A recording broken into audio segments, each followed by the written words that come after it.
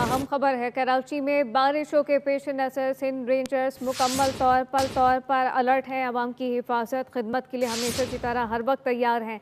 Sindh rangers की जानिब से कहा गया है महकमा हंगामी सूरत से निमटने के लिए मुकम्मल तैयार है। तफसीलात मोहम्मद काशान से जानते हैं। जी काशान। जी बिल्कुल, देखें कराची में इस वक्त भी तूफानी बारिशों का सिलसिला जारी है। जबकि बारिशों के पेश नज़र पाकिस्तान सिंध रेंजर्स अवाम की हिफाजत और बर वक्त रेस्क्यू के लिए मुकम्मल तौर पर अलर्ट है।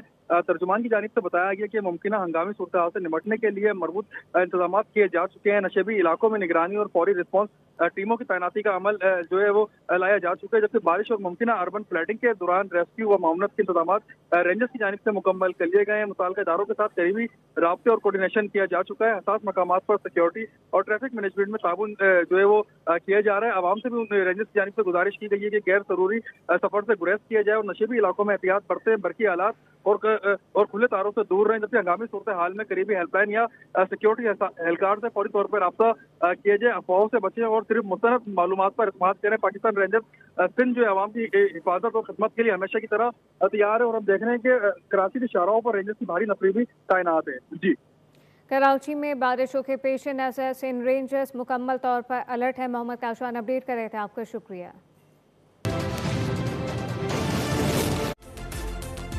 पाकिस्तान का सबसे बड़ा